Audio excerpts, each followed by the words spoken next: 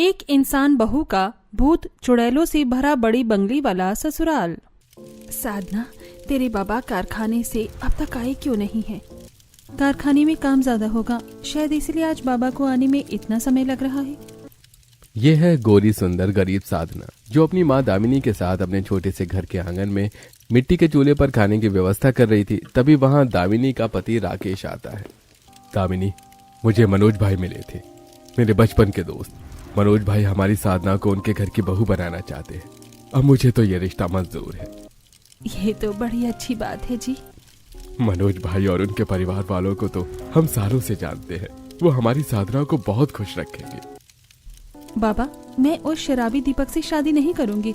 आप तो जानते हो ना, वो दीपक रात दिन कितनी शराब पीता है। बिटिया, जवानी में अक्सर लोग ऐसे शौक रखते हैं, पर जब शादी हो जाती है ना, तो इंसान के ऊपर आई जिम्मेदारियां खुद ही इंसान को सब शौक से दूर कर देती है। हाँ बिटिया। इतना कहकर दामिनी और राकेश घर के अंदर चले जाते हैं। माँ बाबा क्यों मेरी शादी एक निकम्मी शराबी इंसान से करवाना चाहते हैं?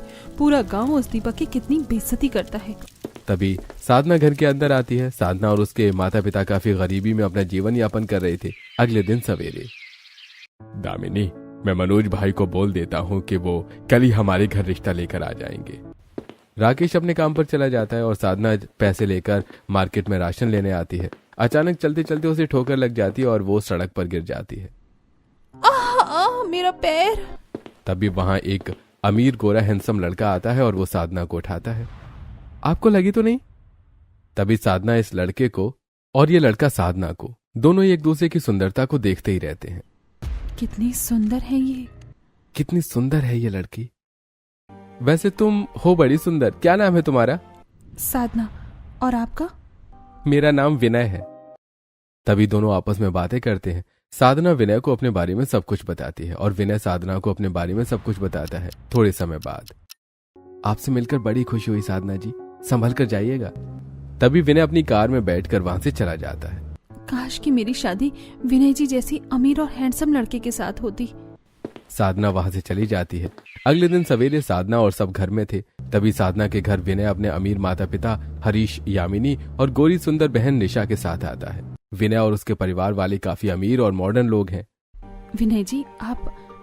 माँ, ये विनय जी हैं, ये पास के शहर में रहते हैं। ये मेरे माता पिता और मेरी बहन है। हम यहाँ विनय और साधना के रिश्ते की बात करने आए हैं। हमारे बेटे विनय को आपकी बेटी साधना बहुत पसंद है और ये साधना से शादी करना चाहता है।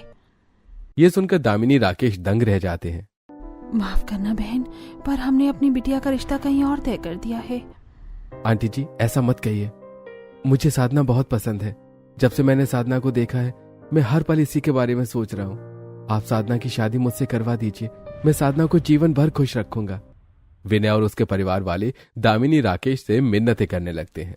माँ, मुझे विनय जी बहुत पसंद है और मैं इन्हीं से शादी करना चाहती हूँ। पर बेटिया, मैं अपने दोस्त को जुबान दे चुका हूँ। बाबा, विनय जी और इनके परिवार वाले कितने अमीर हैं। इतने अमीर परिवार की बहू बनने के लिए तो हर लड़की तरसती है। तभी दामिनी राकेश विनय और साधना के रिश्ते के लिए मान जाते हैं, जिसके बाद दामिनी राकेश 2 दिन बाद ही साधना की शादी विनय के साथ करवा देते हैं। तभी साधना विनय के साथ पास के शहर के बाहर एक बड़े से आलीशान बंगले घर में चली जाती है।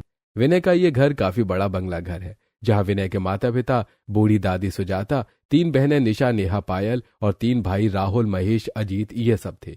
विनय और उसके परिवार के सभी सदस्य काफी अमीर और मॉडर्न लोग हैं। तभी साधना घर के लिविंग रूम में